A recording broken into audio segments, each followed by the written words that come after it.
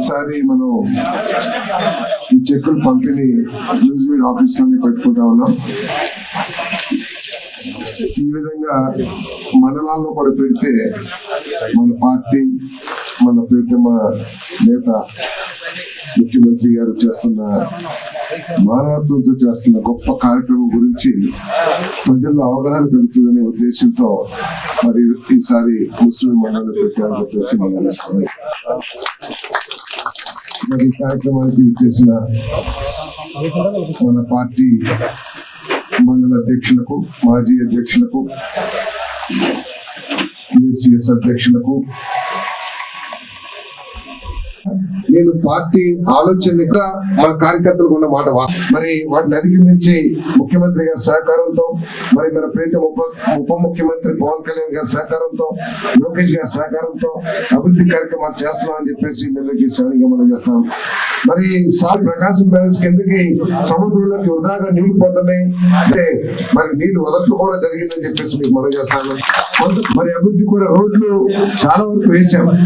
అది గొట్లు పూడ్చడమా లేకపోతే కొన్ని చోట్ల పూర్తిగా వేయటమా, మరి కాంట్రీన్ పాయింట్ లాంటి గ్రామాల్లో పూర్తి కొత్త రోడ్డు వేసాం. మరి సిమెంట్ రోడ్ ఎంత బ్రహ్మాండంగా వేసామో మీరందరూ. ఇప్పటికే దాదాపు 25 కోట్ల రూపాయలతో R&B రోడ్లు పూర్తి చేశాం.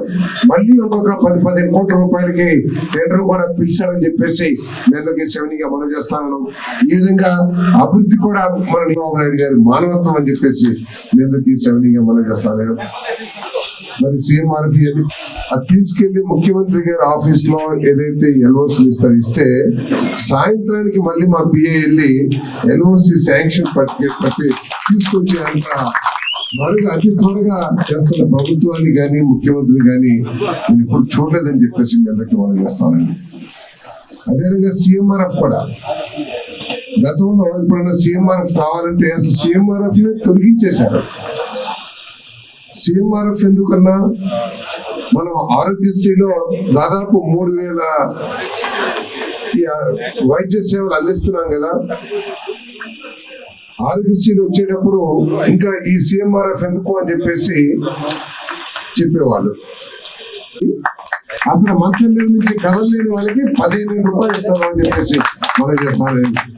ఒకప్పుడు మంచం మీద ఉన్న పేషెంట్ని చూడలేక వాళ్ళు పడుతున్న ఇబ్బందులకి వైద్యం చేయించలేక చాలా మంది బయటకు అనకపోయినా కూడా దేవుడు ఇప్పుడు తీసుకెళ్తాడా అని చెప్పేసి బాధపడే పరిస్థితి కూడా మనం చూసాం.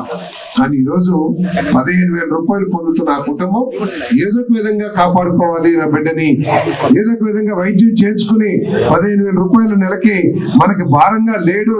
మనం కొంత దృష్టి పెడితే, కొంత వాడి కోసం సేవ చేస్తే మన కుటుంబాలకి మనం డబ్బులు వేసాం. కానీ అవి కొంతమందికి రావట్లేదు అన్నారు. దానికి కారణం ఏంటంటే మనం డబ్బులు కంపెనీకి వేస్తున్నాం కాబట్టి వాళ్ళు మీ ఖాతాలకి చేర్చడంలో ఆలస్యం కానివ్వండి, లేదు మీ ఆధార్ కార్డు ఏదైతే ఉందో ఆ ఆధార్ కార్డు NPC చేయకపోవడం కానివ్వండి. ఎందుకంటే కొంతమంది గ్యాస్ సిలిండర్ దాదాపు 30 సంవత్సరాల నుంచి ఉంటాయి, అవన్నీ కూడా ఆధార్తో లింక్ చేసుకోకపోవడం కానివ్వండి. వీటి మూలంగా కొంతమందికి వచ్చి ఉండకపోవచ్చు. కానీ ప్రభుత్వం తరపు నుంచి మొత్తం డబ్బులన్నీ కూడా మరి ఎంతమంది అయితే సిలిండర్ తీసుకుంటారో అంతమందికి ఇచ్చిన ఈ ప్రభుత్వం అని చెప్పేసి మనం చేస్తాను. మరి ఈసారి వచ్చి ఈ కార్యక్రమాన్ని దిగ్విజయం చేసినందుకు మీ అందరికీ ధన్యవాదాలు తెలియజేస్తూ సెలవు తీసుకున్నాను.